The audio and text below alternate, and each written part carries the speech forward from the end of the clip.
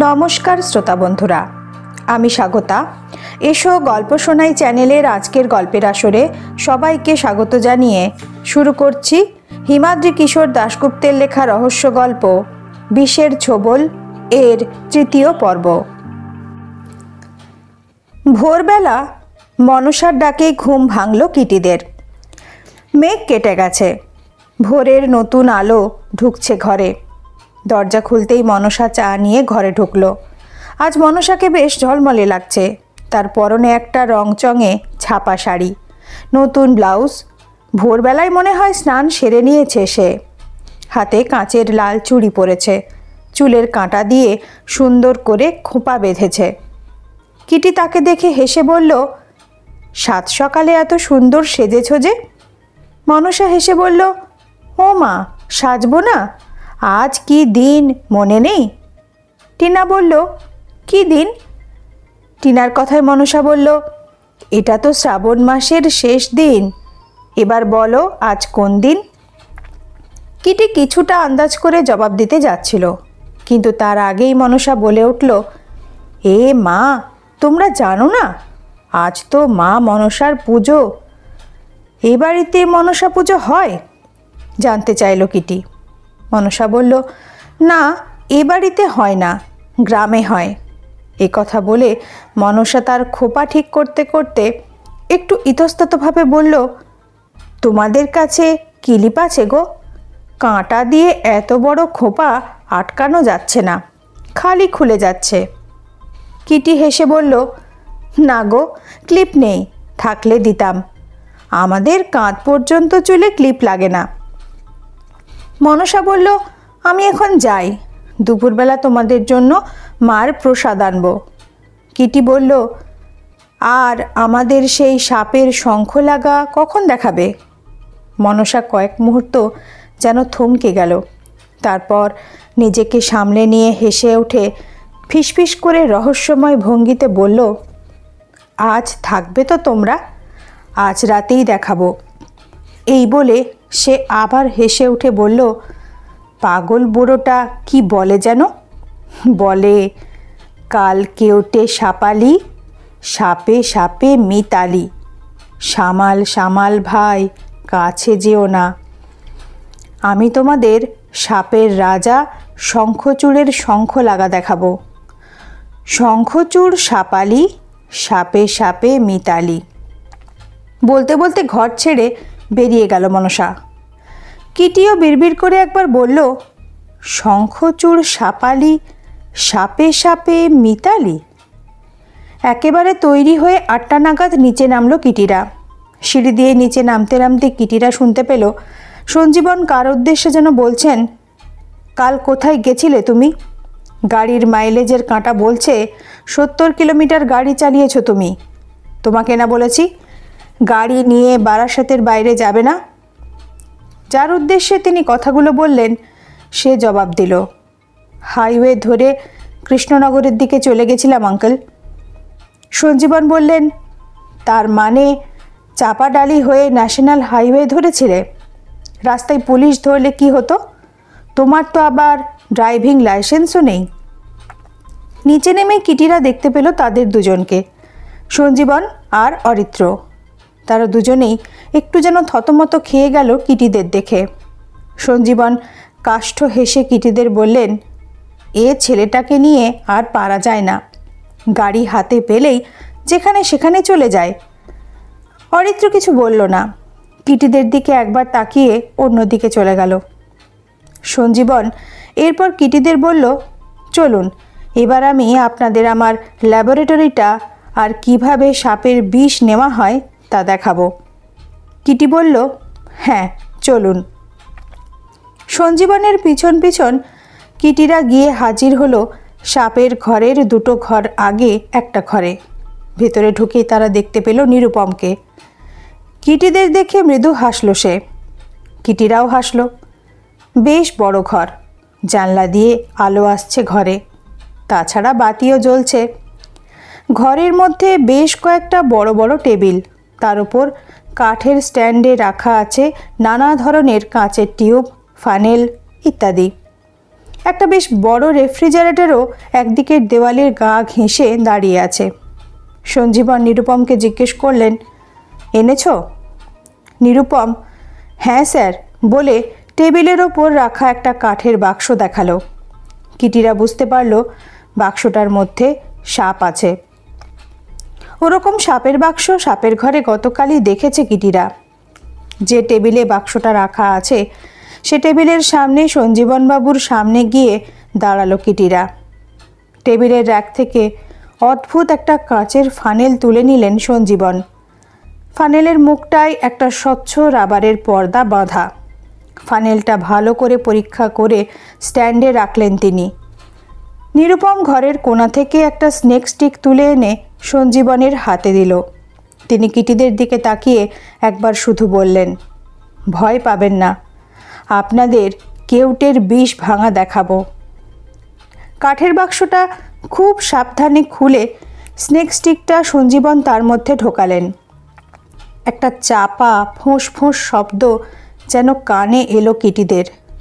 কিছুক্ষণের মধ্যেই তিনি স্টিক দিয়ে ধীরে ধীরে বার করে আনলেন ফুট চারেক লম্বা একটা কুচকুচে কালো সাপ। স্নেক স্টিকের বাঁকানো অংশ থেকে গলা ঝুলিয়ে ঘরের চারপাশে তাকাতে লাগলো সাপটা। কি কুৎসিত দেখতে তাকে! ছোট্ট চোখ দুটোতে জেগে আছে হিংস্রতা।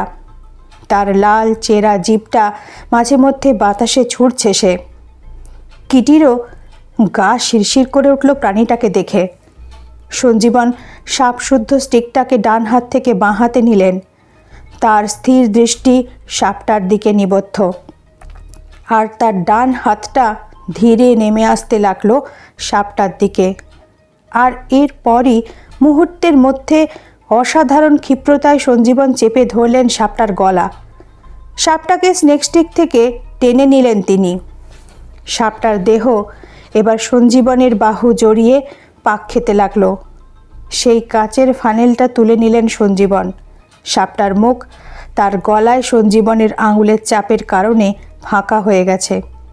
ওপরের চোয়ালে তার বড়শির মতো বাঁকানো দাঁত দুটো স্পষ্ট দেখতে পাচ্ছে কিটিরা। সঞ্জীবন সাপের মাথাটা এরপর চেপে ধরলেন ফানেলের রবারের পর্দার ওপর। ক্রুদ্ধ ভীত সাপটা সঙ্গে সঙ্গে দাঁত বসাতে লাগলো সেই পর্দায়। সঞ্জীবন ইশারায় কিটিদের আরও কাছে এগিয়ে আসতে বললেন।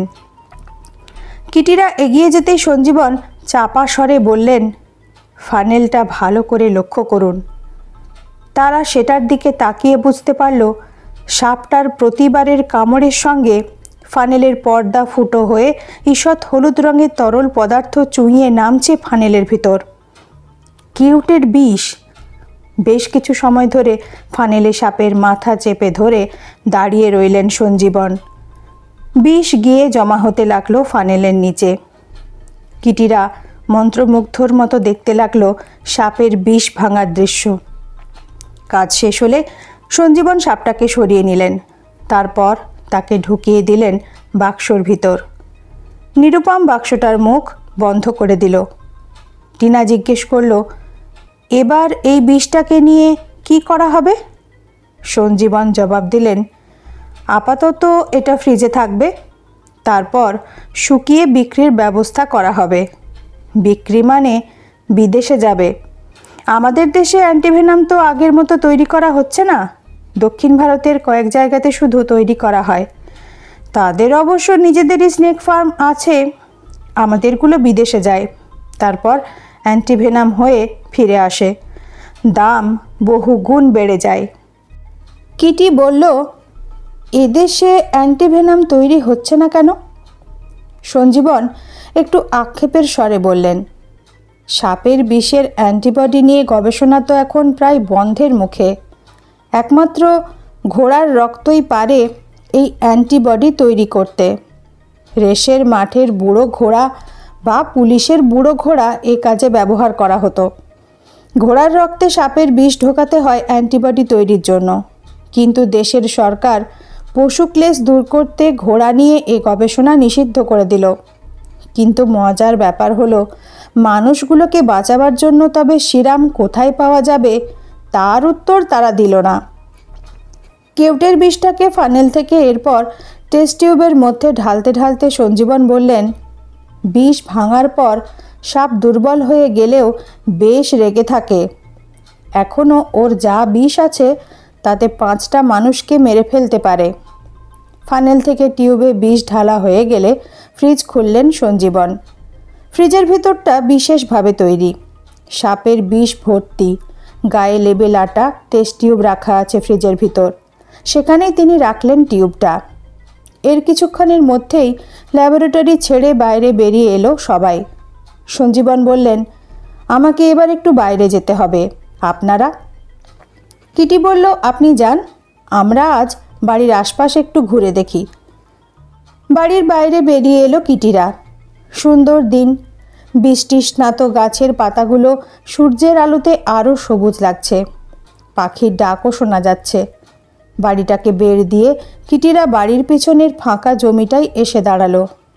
গোড়ালি পর্যন্ত জল জমে আছে মাঠে। এখানেই গতকাল রাতে ব্যাঙ শিকারে বেরিয়েছিলেন ব্যাঙবাবু। কিটি একবার তাকালো বাড়ির পিছনের দোতলার সেই বারান্দার দিকে। সেখানে কেউ নেই। লাগোয়া ঘরটার দরজা জানলাও সব বন্ধ। সেদিকে তাকিয়ে কিটি বলল, সঞ্জীবনবাবুর স্ত্রীর সঙ্গে একবার আজ দেখা করতে হবে, ওকে কাছ থেকে দেখা দরকার। কোথায় যেন ঢাক বাজছে, সম্ভবত মনসা পূজার ঢাক। গ্রামের ভিতর থেকে ভেসে আসছে শব্দটা। কিটি বলল, চল মাঠের ওপাশ থেকে একবার ঘুরে আসি। ওদিক দিয়ে নিশ্চয়ই গ্রামের ভিতরও যাওয়া যায়। জলা জমিটার একপাশে একটা উঁচু আলের মতো জায়গা আছে, সেটা ধরে মাঠের অন্য প্রান্তে হাঁটতে শুরু করলো তারা। যেতে যেতে কিটি বলল, সঞ্জীবনের সঙ্গে অরিত্র বলে ছেলেটার কথাবার্তা শুনলি তো? অরিত্র বলল যে কৃষ্ণনগরের দিকে গেছিল। আবার তার মার কথা শুনে আমার মনে হয়েছে সে আসলে কলকাতায় মিস্টার বুধিয়ার কাছেই গেছিল। সঞ্জীবনবাবুর তার গাড়ির যে কিলোমিটারের হিসাব অরিত্রকে বলছিলেন, তাতে আমারও ধারণা অরিত্র কলকাতাতেই গেছিল। সবটা মিলিয়ে মনে হচ্ছে অরিত্র আর তার মা সঞ্জীবনবাবুর অগোচরে মিস্টার বুধিয়ার সঙ্গে যোগাযোগ করছেন। কিন্তু এর কারণ কি? ভাবছি কলকাতায় গিয়ে মিস্টার বুধিয়ার সঙ্গেও একবার দেখা করব। হাঁটতে হাঁটতে মাঠের অন্য প্রান্তে একসময় পৌঁছে গেল কিটিরা। আম, কাঁঠাল, শিমুল, বেশ কিছু গাছের দঙ্গল সেখানে। তার মধ্যে দিয়ে একটা পায়ে চলা পথ এগিয়েছে গ্রামের ভিতর। আর সেই পথের পাশেই দাঁড়িয়ে আছে নিঃসঙ্গ একটা বাড়ি। পুরনো দিনের ইটের দেওয়াল আর অ্যাসবেস্টসের ছাদ। আকারে বেশি বড় নয় বাড়িটা। বাইরে থেকে কিটিরা অনুমান করল সম্ভবত গোটাচারেক ঘর আছে বাড়িটাতে। আর একটা অদ্ভুত জিনিস খেয়াল করলো কিটিরা। বাড়ি ঘিরে দাঁড়িয়ে থাকা বিরাট বিরাট গাছগুলোর নিচে রয়েছে বেশ বড় বড় কিছু অগভীর চৌবাচ্চা। অধিকাংশ চৌবাচ্চা ভেঙে গেলেও বেশ কিছু চৌবাচ্চা এখনও মোটামুটি অক্ষত আছে। সম্ভবত বৃষ্টির জলে প্রায় টইটম্বুর সেই চৌবাচ্চাগুলো। বাড়িটার দরজা আর বেশ কয়েকটা জানলা খোলা। সদর দরজার সামনেটাও বেশ পরিষ্কার পরিচ্ছন্ন। কিটি বাড়িটা দেখে বেশ অবাক হয়ে বলল, এরকম জংলা জায়গাতে কে থাকে? কিন্তু তার কথা শেষ হবার প্রায় সঙ্গে সঙ্গেই তার প্রশ্নের জবাব মিলে গেল। বাড়ির ভিতর থেকে দরজার সামনে এসে দাঁড়ালো একজন লোক। তার পরনে ধুতি ফতুয়া। আরে, সেই ব্যাঙবাবু, নীলকণ্ঠ পালিত। ভদ্রলোকের সঙ্গে কিটিদের চোখাচোখি হতেই তিনি মৃদু বিস্মিতভাবে বললেন, আপনারা? কিটি তার দিকে কিছুটা এগিয়ে গিয়ে বললেন, হ্যাঁ, সকালে ঘুরতে বেরিয়েছি, এদিকে চলে এলাম। আপনি এই বাড়িতেই থাকেন? তিনি জবাব দিলেন, হ্যাঁ। তারপর একটু ইতস্তত করে বললেন, আসুন আসুন, আপনারা ভিতরে আসুন। আমি সঞ্জীবনের ওখানে গেছিলাম, শুনলাম আপনারা খবরের কাগজের লোক। ভিতরে ঢুকতে ঢুকতে কিটি জিজ্ঞেস করল, কে কে থাকেন এ বাড়িতে? নীলকণ্ঠ জবাব দিলেন, আমি একলা মানুষ। সংসার বলতে যা বোঝায় তা আমার নেই। আমি একলাই থাকি এ বাড়িতে। মামুলি ঘর, সামান্য আসবাবপত্র আছে ঘরে। কিটিরা একটা ছেঁড়া সোফায় বসল। নীলকণ্ঠ তাদের মুখোমুখি অন্য একটা চেয়ারে বসার পর টিনা জিজ্ঞেস করল, বাড়ির বাইরে অনেকগুলো পুরনো চৌবাচ্চা দেখলাম, ওগুলোতে কি হতো? নীলকণ্ঠবাবু বললেন, ওই সব চৌবাচ্চাগুলো কিন্তু 150-200 বছরের পুরনো। ইংরেজ আমলে এ তল্লাটে নীল চাষ করা হতো, নীল গাছ পচানো হতো ওই সব চৌবাচ্চাতে। এ তল্লাটে একসময় সর্বত্রই চৌবাচ্চা দেখা যেত। লোকজন ঘরবাড়ি বানাবার জন্য চৌবাচ্চাগুলোর ইট ভেঙে নিয়ে গেছে, কিছু টিকে আছে এখানে ওখানে। ওই চৌবাচ্চাগুলোর জন্যই ও বাড়িতে আছি, ওগুলো আমার কাজে লাগে। কিটি জিজ্ঞেস করলো, কেন? নীলকণ্ঠবাবু বললেন, বর্ষাকালে ব্যাঙ ধরে আমি ওই চৌবাচ্চাগুলোর মধ্যে রাখি, তারপর সারা বছর ধরে নানা জায়গাতে সাপ্লাই দিই। স্কুল, কলেজ, ইউনিভার্সিটির প্র্যাকটিক্যাল রুমের জন্য।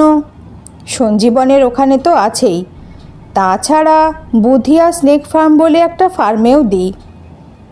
বুধিয়া স্নেক ফার্ম, সেটা কোথায়? জানতে চাইল কিটি।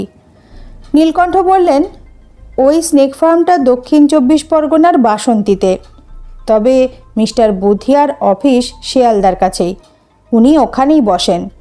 তবে মাদ্রাজে ওর আরও বড় একটা স্নেক ফার্ম আছে। তার কথা শেষ হবার সঙ্গে সঙ্গে কিটি বলল, আপনার অসুবিধা না হলে মিস্টার বুধিয়ার ঠিকানাটা দেবেন? যদি উনি ওনার স্নেক ফার্মটা আমাদের দেখার অনুমতি দেন, সে ব্যাপারে ওনার সঙ্গে কথা বলবো। নীলকণ্ঠবাবু ভিতরের ঘরে গিয়ে কিছুক্ষণের মধ্যেই ফিরে এসে একটা ভিজিটিং কার্ড কিটির হাতে ধরিয়ে দিয়ে বললেন, এটা রেখে দিন, ওনার কার্ড, ঠিকানা, ফোন নম্বর সব কিছু লেখা আছে এতে। কিটি বলল, থ্যাংক ইউ। ভদ্রলোক এরপর জিজ্ঞেস করলেন, আপনারা কোন কাগজের লোক? কিটি হেসে জবাব দিল, নির্দিষ্ট কোনো কাগজ নয়, আমরা ফ্রিল্যান্সার।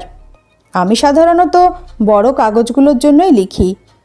এ কথা বলতে বলতে কিটির হঠাৎ দৃষ্টি পড়ল ঘরের এক কোণে টেবিলের ওপরে রাখা একটা বাঁধানো ফটোগ্রাফের ওপর।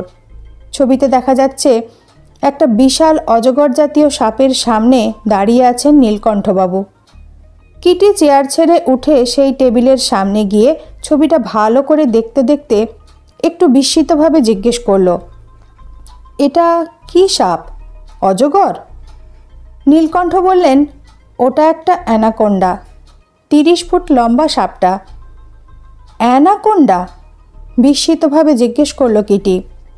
হ্যাঁ, অ্যানাকোন্ডা। ও ছবি পেরু জুলজিক্যাল পার্কে তোলা। আপনি পেরু মানে লাতিন আমেরিকা গেছিলেন? সাগ্রহে জানতে চাইল কিটি। নীলকণ্ঠবাবু মৃদু হেসে বললেন, হ্যাঁ গেছিলাম। বছর 2 আগে সঞ্জীবন অ্যামাজন কোবরা খুঁজতে পেরু গেছিল, তার সঙ্গী হিসাবেই গেছিলাম। যদিও শেষ পর্যন্ত সাপটাকে ধরা যায়নি, কিন্তু দেশটা সম্বন্ধে একটা অভিজ্ঞতা হলো, সেটাই বা কম কি? কিটি বলল, একটা কথা জিজ্ঞেস করছি, কিছু মনে করবেন না। আপনি সঞ্জীবন করছেন, উনি কি আপনার বন্ধুস্থানীয়? কিটির এই প্রশ্ন শুনে কয়েক মুহূর্ত চুপ করে থাকার পর নীলকণ্ঠ একটু বিষণ্ণভাবে বললেন, হ্যাঁ, একসময় সে বন্ধুই ছিল, তবে এখনও অনেক ওপরে উঠে গেছে। ও এখন স্নেক ফার্মের মালিক, অনেক পয়সা ওর। আর আমি এখন ব্যাঙবাবু। দেখলেন তো কাল ছেলেগুলো কেমন খেপাচ্ছিল আমাকে। এখন আমাদের সম্পর্ক অনেকটা মালিক কর্মচারীর মতো। এরপর একটু হেসে নীলকণ্ঠবাবু বললেন, সঞ্জীবন আর তার স্ত্রী দুজনেই এ গ্রামেরই লোক। সঞ্জীবন অবশ্য বহুদিন এখানে ছিল না, ওড়িশায় একটা স্নেক ফার্মে কাজ করত। বছর 15 হলো এ গ্রামে ফিরে এসে নিজেই স্নেক ফার্ম খুলেছে।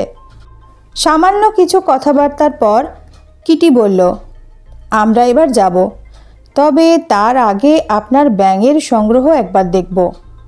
সঞ্জীবনবাবুর সাপের সংগ্রহটা যখন দেখলাম, তখন আপনারটাও দেখে যাই। নীলকণ্ঠবাবু বললেন, আপনারা পরিহাস করছেন? ব্যাঙ নিয়ে নিশ্চয়ই আপনারা খবরের কাগজে লিখবেন না? কিটি জবাব দিল, না না, পরিহাস নয়, সঞ্জীবনবাবুর মতো আপনার পেশাটাও বড় বিচিত্র। যদি আপনাকে নিয়ে একটা কভার স্টোরি করা যায় তাই ভাবছি। কিটির কথা শুনে মৃদু হাসলেন নীলকণ্ঠবাবু। তারপর বললেন, ঠিক আছে, চলুন দেখাচ্ছি। বাড়ি থেকে নীলকণ্ঠবাবুর সঙ্গে বেরিয়ে বাড়ির পিছন দিকে যেতেই ব্যাঙের ডাক কানে এলো কিটিদের। বাড়ির পিছন দিকে গাছগুলোর নিচে রয়েছে বেশ বড় কয়েকটা চৌবাচ্চা। ব্যাঙের অবিশ্রান্ত ডাক ভেসে আসছে চৌবাচ্চা থেকে, যেন পৃথিবীর সব ব্যাঙ এসে মিলিত হয়েছে এখানে। অদ্ভুত এক কনসার্ট। চৌবাচ্চাগুলো মেরামত করে নেটের ঢাকনা বসানো হয়েছে যাতে ব্যাঙগুলো লাফিয়ে বাইরে বেরোতে না পারে সেজন্য।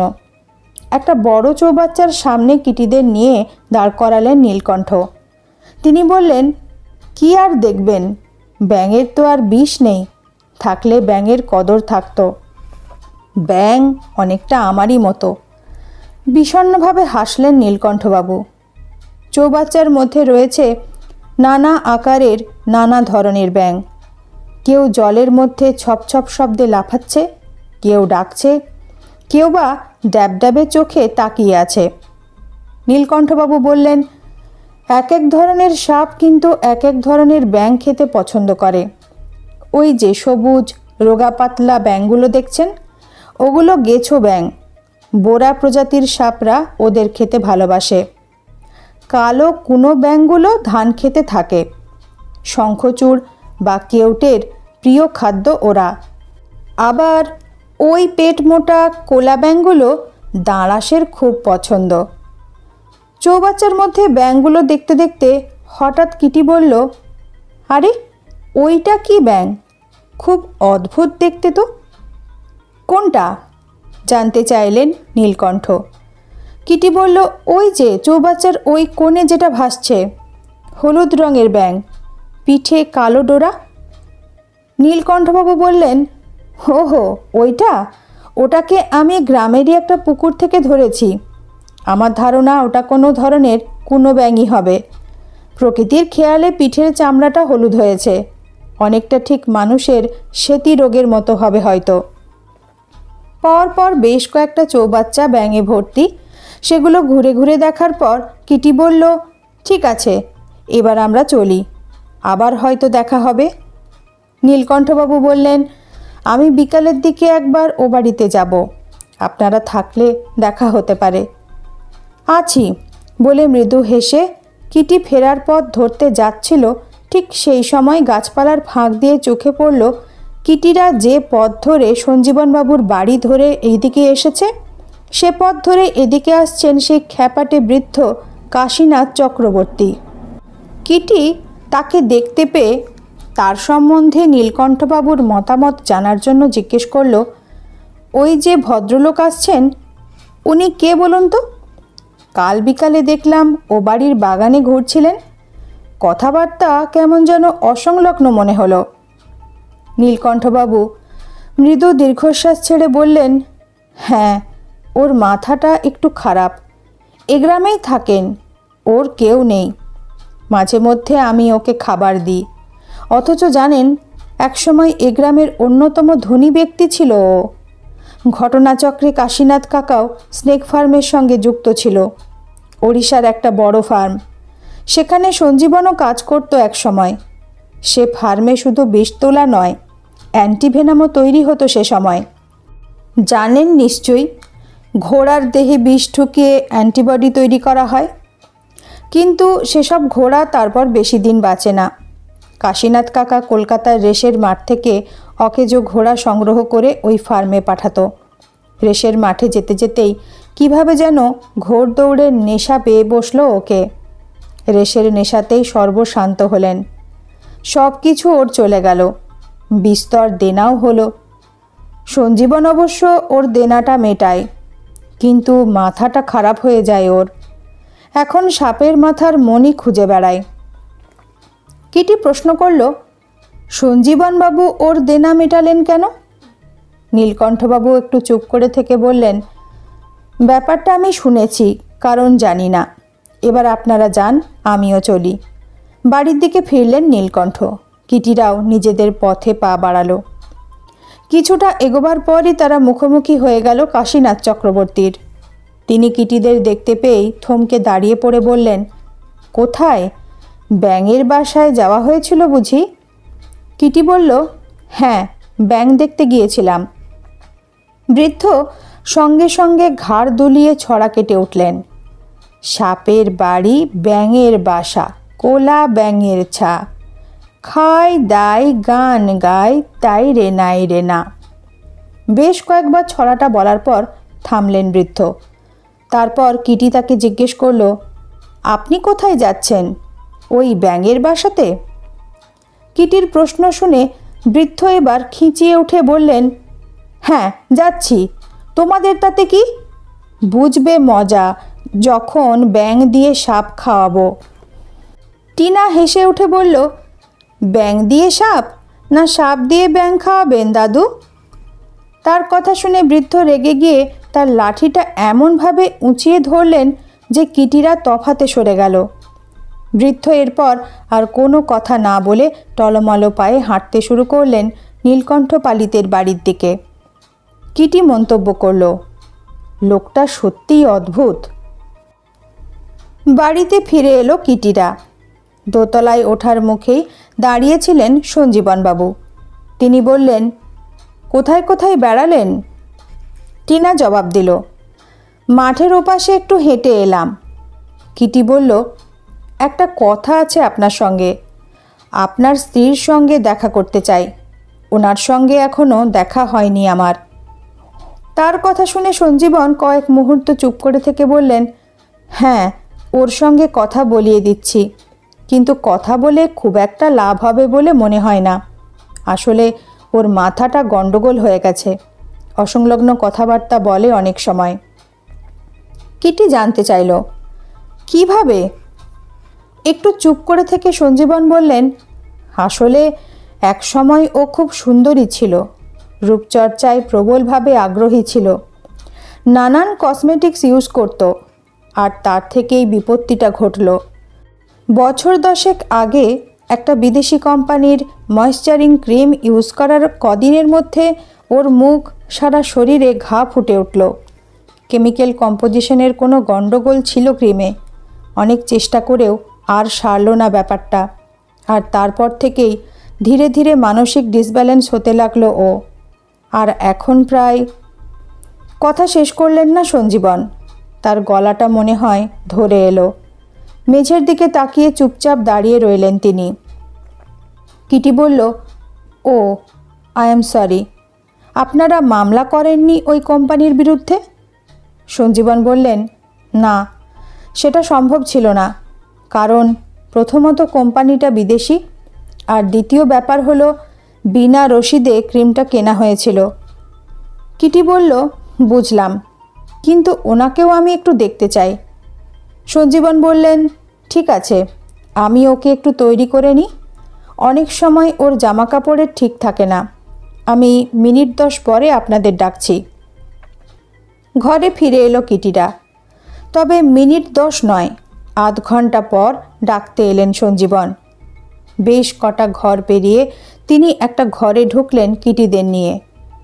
খাট, আলমারি, ড্রেসিং টেবিল, সোফা ইত্যাদি আসবাবে ভর্তি ঘরটা। একটা বাতি জ্বলছে ঘরে। একটা সোফার কোণে জড়সড় হয়ে বসে আছেন এক ভদ্রমহিলা। মুখ, গা, সারা দেহের চামড়া কেমন যেন পোড়া পোড়া, কালচে খসখসে। মাথায় একটা স্কার্ফ বাঁধা, সম্ভবত তার চুলহীন মাথাটাকে ঢাকার জন্যই। চোখের দৃষ্টি কেমন যেন ভয়ার্ত। তাকে ঘিরে চেয়ার নিয়ে বসল কিটিরা। সঞ্জীবন নরম স্বরে বললেন, এনারা তোমার সঙ্গে দেখা করতে এসেছেন। ভদ্রমহিলা বেশ কিছুক্ষণ কিটিদের দিকে তাকিয়ে থাকার পর বললেন, কারা এরা? হাস্টের লোক? বেশ কাঁপা কাঁপা ভয়ার্ত কণ্ঠস্বর মহিলার। হাস্টকে? জানতে চাইল কিটি। হাস্ট হলো সেই কোম্পানির নাম যার ক্রিম মেখেছিল ও। ওর ধারণা ওই কোম্পানির লোক একদিন ওর কাছে আসবে, নতুন কোনো ক্রিম মাখিয়ে ওকে আবার ঠিক করে তুলবে। চাপা স্বরে কথাগুলো বললেন সঞ্জীবন। কিটি রুবি দেবীকে বলল, না, আমরা হাস্টের লোক নই, আমরা আপনাকে দেখতে এসেছি। আপনি কি আমাদের ভয় পাচ্ছেন?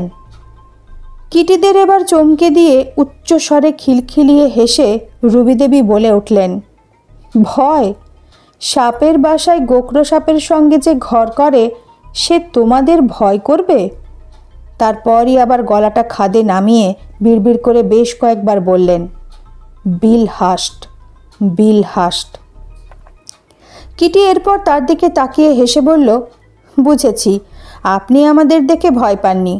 আসলে আমরা এখানে এসেছি একটা কাগজের জন্য সাপ সম্বন্ধে জানতে, সাপের ছবি তুলতে। এ বাড়িতে আমরা আছি, আপনার সঙ্গে পরিচয় করতে এসেছি আমরা।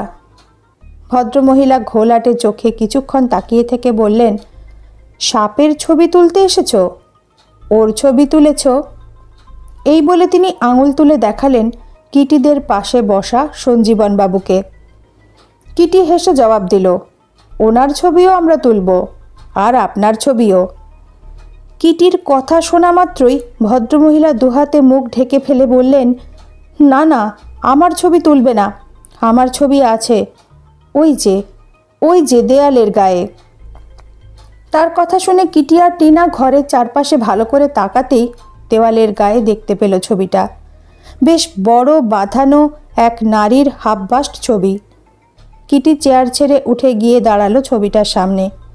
অসামান্য রূপসী এক মহিলার ছবি, যেন কোনো ছবির নায়িকা। টিকালো নাক, গোলাপের পাপড়ির মতো ঠোঁট, হরিণী চোখ, যুবতীর মাথায় এক রাশ ঘন চুল। ছবিটা সম্ভবত কোনো স্টুডিওতে গিয়ে তোলা হয়েছিল। কিটি ছবিটার দিকে সপ্রশংস দৃষ্টিতে তাকিয়ে ভদ্রমহিলার উদ্দেশ্যে বলল, আপনি খুব সুন্দর দেখতে তো। কিন্তু কিটির কথা কানে যাওয়া মাত্রই রুবিদেবী উঠে দাঁড়িয়ে প্রথমে চিৎকার করে বলে উঠলেন, না না, আমি সুন্দরী নই, সুন্দরী নই। তারপর টেবিলের ওপর একটা ফুলদানি তুলে নিয়ে কিটির দিকে তাক করে বললেন, বেরো, বেরো, এখনই এই ঘর থেকে তোমরা বেরিয়ে যাও, নইলে আমি তোমাদের খুন করব। সঞ্জীবনবাবুও সঙ্গে সঙ্গে উঠে গিয়ে তার স্ত্রীকে নিরস্ত করার জন্য বললেন, আরে আরে, এ কী করছো? শান্ত হও, শান্ত হও। ওনারা কি মনে করছেন বলো তো? ওনারা খুব ভালো, তুমি এমন কেন করছো? কিন্তু রুবিদেবী চিৎকার করে বলতে লাগলেন, বেরো, বেরো, নইলে মাথা ফাটিয়ে দেব, কেউ টেলিয়ে দেব। পরিস্থিতি বুঝতে পেরে কিটি বলে উঠল, ঠিক আছে, আপনি শান্ত হন, আমরা যাচ্ছি, আমরা যাচ্ছি। কিটি আর টিনা ঘর ছেড়ে বারান্দায় বেরিয়ে এলো। ধীরে ধীরে ঘরের ভিতরের চিৎকার থেমে গেল। তারপর একসময় সঞ্জীবনবাবুও ঘরের বাইরে বেরিয়ে এলেন। পকেট থেকে রুমাল বার করে কপালের ঘাম মুছে তিনি কিটিদের উদ্দেশ্যে বললেন, আমি দুঃখিত, এমন ব্যাপার ঘটবে আমি বুঝতে পারিনি। আসলে ওই ছবিটাকে এখন কেউ সুন্দর বললে ও খুব এক্সাইটেড হয়ে ওঠে। কিটি বলল, আপনার সরি বলার দরকার ছিল না, উনি তো অসুস্থ। আচ্ছা, ওনার এই মাথার গণ্ডগোলটা কবে থেকে হয়েছে? সঞ্জীবনবাবু জবাব দিলেন, ওর চেহারাটা ওরকম হয়ে যাবার সঙ্গে সঙ্গেই ওকে ধীরে ধীরে মানসিক অবসাদ গ্রাস করতে শুরু করে। তবে মাস তিনেক ধরে ব্যাপারটা পাগলামির রূপ নিয়েছে। কিটি বলল, ব্যাপারটা বুঝলাম। সঞ্জীবনবাবু বললেন, এবার তাহলে আপনারা ঘরে গিয়ে বিশ্রাম নিন, আমার একটু অন্য কাজ আছে। সঞ্জীবনবাবু এরপর নিচে যাবার জন্য সিঁড়ির দিকে এগোলেন, আর কিটিটাও নিজেদের ঘরে গিয়ে ঢুকল। ঘরে ঢোকার পর টিনা জিজ্ঞেস করল, কি বুঝছিস? কিটি জবাব দিল, এখনও বোঝার তেমন সময় আসেনি, তবে একটা জিনিস বুঝতে পারছি, এখানকার লোকগুলো বেশ অদ্ভুত। এই যেমন সঞ্জীবনবাবু সাপের বিষ ভাঙেন, রুবিদেবী পাগল, কেউ নেশাগ্রস্ত, কেউ বা আবার এ বাড়িতে সাপের মাথার মণি খোঁজে, আবার কোনো লোক ব্যাঙ ধরে। তবে দুজনের সঙ্গে আলাদাভাবে আমাদের এখনও কথা হলো না। তারা হলেন সঞ্জীবনবাবুর সহকারী নিরুপম আর অরিত্রর মা অঞ্জনা দেবী। হয়তো দেখা যাবে তাদের চরিত্রেও কিছু অদ্ভুত ব্যাপার আছে। অঞ্জনা দেবীর আচরণ আমার খুব একটা স্বাভাবিক লাগেনি। তিনি যেন ছেলেকে আমাদের সঙ্গে কথা বলতে দিতে চাইলেন না। কিটির কথা শুনে টিনা বলল, তুই মনসার কথা বললি না তো, যে তোকে শঙ্খচূড়ের শঙ্খ লাগা দেখাবে বলেছে। কিটি বলল, মনসাকে কিন্তু আমার বেশ স্বাভাবিক বলেই মনে হচ্ছে, যদিও কেউই সন্দেহের ঊর্ধ্বে নয় ওর শঙ্খচূড় শঙ্খ লাগা কথাটার অন্য কোনো তাৎপর্য থাকতে পারে। কিটি এরপর একটু ভেবে নিয়ে বলল, ভাবছি কাল মিস্টার বুধিয়ার সঙ্গে দেখা করার একটা চেষ্টা করব। তিনি কেন এখানে এসেছিলেন বা অরিত্র কেন তার কাছে এসেছিল সেটা যদি কথা বলে জানা যায়। এরপর আর কোনো কথা না বলে কিটি ব্যাগ থেকে একটা বই নিয়ে বিছানায় শুয়ে পড়ল। 1:30 নাগাদ দরজা ধাক্কানোর শব্দ শুনে টিনা দরজা খুলে দেখল মনসা এসেছে। তার হাতে শালপাতা চাপা দেওয়া দুটো থালা।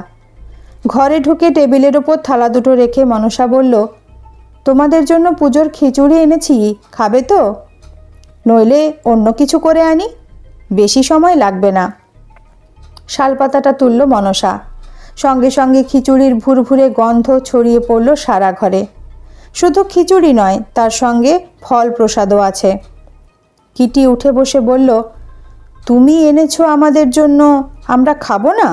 নিশ্চয়ই খাবো। মনসার মুখে সরলতা মাখা একটা হাসি ফুটে উঠল।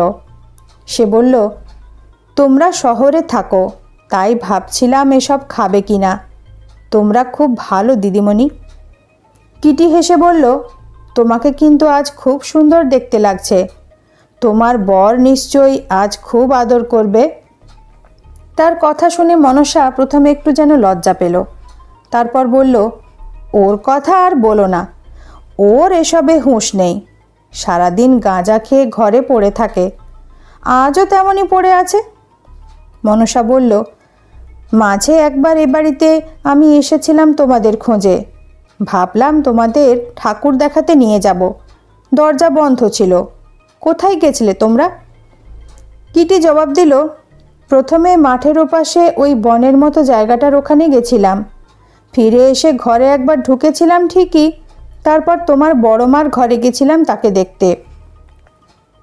বড় মার ঘরে? একটু বিস্ময়ের ভাব ফুটে উঠল মনসার মুখে। তারপর সে বলল, ও ঘরে বড় মা তোমাদের ঢুকতে দিল? সে তো আমাকে আর বড়বাবু ছাড়া ও ঘরে কাউকে ঢুকতে দেয় না। কিটি বলল, আমাদের বড়বাবুই নিয়ে গেছিল সে ঘরে।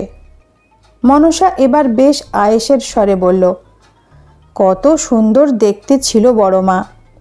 কিটি জানতে চাইল, আচ্ছা মনসা, তোমার বড় মা কীভাবে ওরকম হয়ে গেল বলো তো? মুহূর্তখানেক চুপ করে থেকে মনসা বলল, আজ মা মনসার পুজো, আজকের দিনে মিথ্যা বলতে নেই। আমি জানি বড় মার আসলে কেন এমন হয়েছে। বড় মা আমাকে বলেছে। কিটি বলল, কি বলেছেন উনি?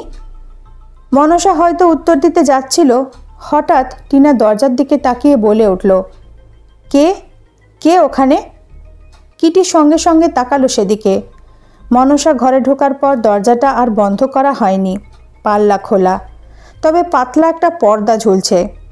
টিনা কিটিকে বলল, মনে হলো পর্দার আড়াল থেকে একটা ছায়া হঠাৎ সরে গেল। ছায়া? কথাটা শোনার সঙ্গে সঙ্গে কিটি তাড়াতাড়ি বিছানা থেকে নেমে পর্দা ঠেলে বারান্দার বাইরে বেরিয়ে এলো, আর তার পিছন পিছন টিনাও।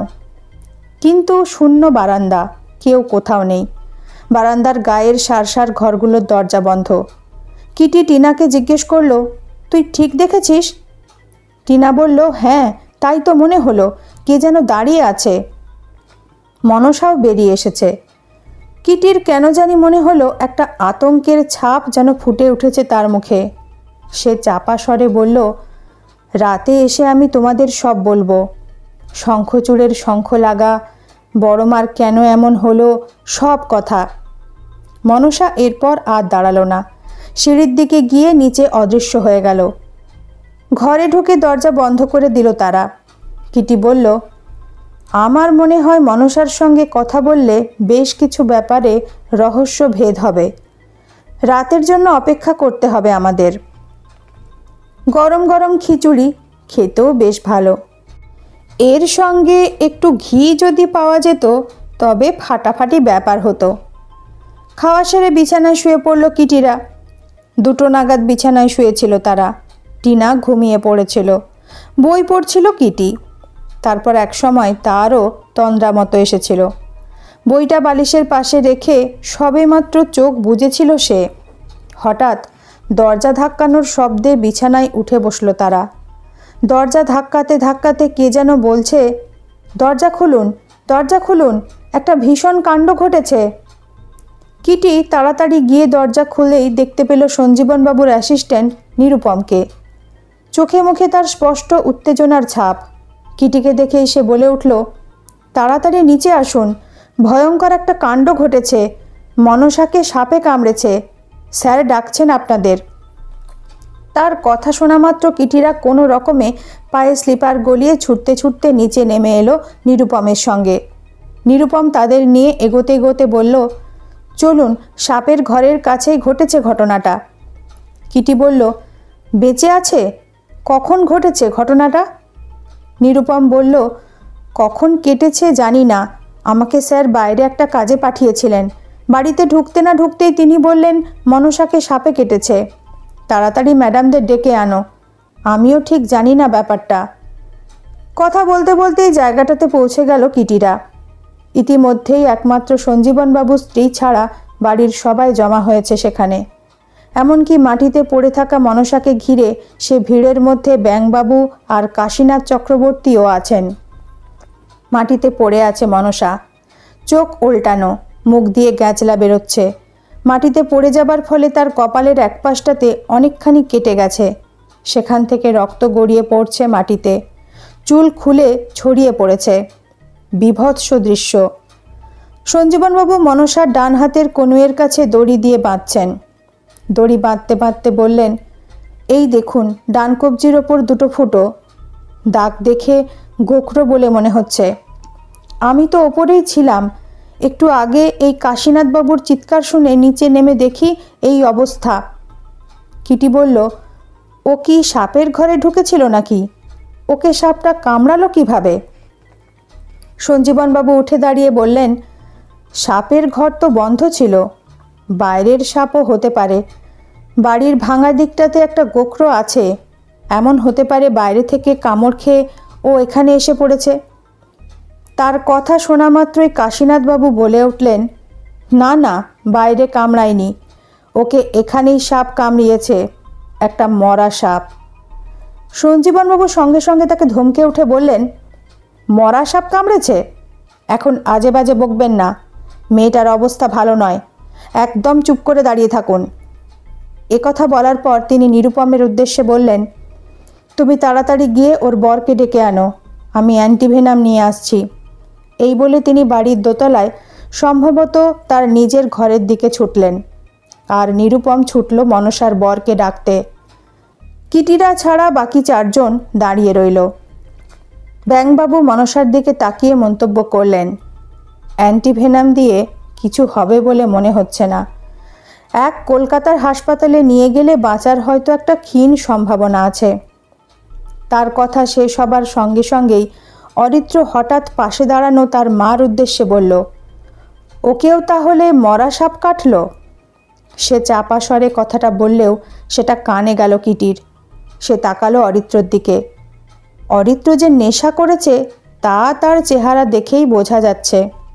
চোখ দুটো লাল, মাথার চুল অবিন্যস্ত, হাত কাঁপছে।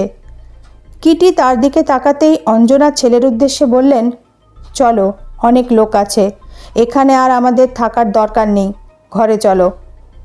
এই বলে তিনি প্রায় ছেলের হাত ধরে টানতে টানতে তাকে নিয়ে চলে গেলেন। কিটি ব্যাঙবাবুকে জিজ্ঞেস করল, আপনি কখন এলেন? তিনি জবাব দিলেন, আপনারা এখানে আসার ঠিক আগের মুহূর্তেই। এই যে থলি, ব্যাঙ দিতে এসেছিলাম, এসে দেখি এ কাণ্ড। বলেছিলাম না বিকালে এ বাড়িতে আসব। কিটি এরপর কাশীনাথ চক্রবর্তীকে প্রশ্ন করল, আপনি কি করে জানলেন মনসাকে এখানেই সাপে কেটেছে? কাশীনাথবাবু বললেন, হো মা, জানবো না, ওকে তো মরা সাপে কাটলো। মনসা খিচুড়ি খাওয়াবে বলেছিল, দেখি ও এদিকে আসছে, ওর পিছন পিছন আমিও এলাম। এখানেই সাপটা পড়েছিল, সবুজ রঙের একটা মরা সাপ। তার মাথাটা থেঁতলে গেছে, রক্তে মাখামাখি। আমি এ বাড়ির ভেতরে ঢুকলে সঞ্জীবন আমাকে বকাবকি করে।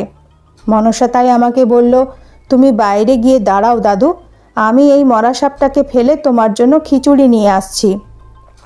আমি সদর দরজা দিয়ে প্রায় বেরিয়ে যাচ্ছিলাম, হঠাৎ চিৎকার শুনলাম, ও দাদু, আমাকে বাঁচান। এখানে ফিরে এসে দেখি মনসা মাটিতে পড়ে ছটফট করছে। তারপর আমি তো চিৎকার করে সবাইকে ডাকলাম। কিটি আবার তাকে জিজ্ঞেস করলো, আপনি ঠিক দেখেছেন সাপটা মরা ছিল? বৃদ্ধ ঘাড় দুলিয়ে বললেন, তিন সত্যি, এখানেই পড়েছিল সাপটা, মাথা থ্যাতলানো, রক্তমাখা। কেউ মনে হয় মেরে ফেলে রেখেছিল সাপটাকে। কিটি তাকালো মেঝের দিকে, অনেক রক্তবিন্দু পড়ে আছে মেঝেতে।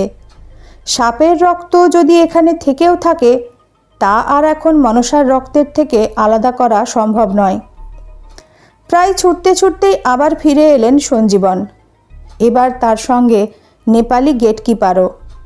সঞ্জীবন বসে পড়ে মনসার কাঁধের কাছে ব্লাউজটা এক টানে ছিঁড়ে সেখানে ইঞ্জেকশনের নিডেলটা ঢুকিয়ে ইঞ্জেকশন দিতে দিতে বললেন, শঙ্খচূড়ি হবে, অনেক বিষ ঢেলেছে, শ্বাসকষ্ট শুরু হলো বলে।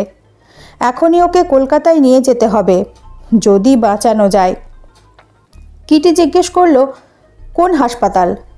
সঞ্জীবন অ্যান্টিডোজটা মনসার শরীরে ঢুকিয়ে দিয়ে বলল, মেডিকেল কলেজ। কিটি বলল, আমরাও তাহলে এখন কলকাতা যাব। সঞ্জীবন আর গেটকিপার মিলে পাঁজাগোলা করে মনসাকে উঠিয়ে নিলেন। মনসার মাথা থেকে একটা চুলের কাঁটা খসে মেঝেতে পড়েছিল কিটিদের ঠিক পায়ের সামনেই। ব্যাঙবাবু কাঁটাটা নিচু হয়ে কুড়িয়ে নিয়ে হতাশভাবে মাথা নেড়ে বললেন, এই কাঁটাটা মনসা আর কোনো দিন মাথায় দিতে পারবে না বলে মনে হয়। সে জায়গা থেকে ছুটে গিয়ে ওপরে উঠে নিজেদের জিনিসপত্র নিয়ে নিচে নামতে কিটিদের খুব বেশি হলে মিনিট চারেক সময় লাগলো। মনসাকে ততক্ষণে সঞ্জীবন তার গাড়িতে তুলে ফেলেছেন। আকাশ আবার কালো হয়ে আসছে, বৃষ্টি নামবে। কিটিটা দেখতে পেল বাড়ির পিছন দিক থেকে নিরুপমের সঙ্গে দৌড়ে আসছে একটা লোক। কালো শীর্ণ চেহারা, ঝাঁকড়া চুল, পরনে একটা ছাপা লুঙ্গি, খালি গা, গলায় নানা রঙের পাথরের মালা ঝুলছে। ছুটতে ছুটতে আর্তনাদ করছে, মা, তুই আজকের দিনে এ কি করলি? তোকে দুধকলা দিয়ে পুজো দিলাম আর তুই বিষ ঢেলে দিলি। মনসার স্বামী। নিরুপম আর সে গিয়ে উঠে পড়ল সঞ্জীবন বাবুর গাড়িতে। কিটিরাও উঠে বসল নিজেদের গাড়িতে। শেষ হলো হিমাদ্রি কিশোর দাশগুপ্ত রচিত রহস্য গল্প বিষের ছোবল এর তৃতীয় পর্ব। আজকের পর্বটি শুনে আপনাদের কেমন লাগলো সেটা অবশ্যই কমেন্ট করে জানাবেন। ভালো লাগলে একটা লাইক করে দিয়ে আপনার বন্ধু পরিচিতজনদের মধ্যে শেয়ার করে দেবেন। আর বিভিন্ন স্বাদের বাংলা গল্প ও উপন্যাস শোনার জন্য চ্যানেলটি সাবস্ক্রাইব করতে একদম ভুলবেন না যেন। আজ এই পর্যন্তই। গল্পের পরবর্তী পর্বটি নিয়ে তাড়াতাড়ি ফিরে আসব। সবাই ভালো থাকবেন। নমস্কার।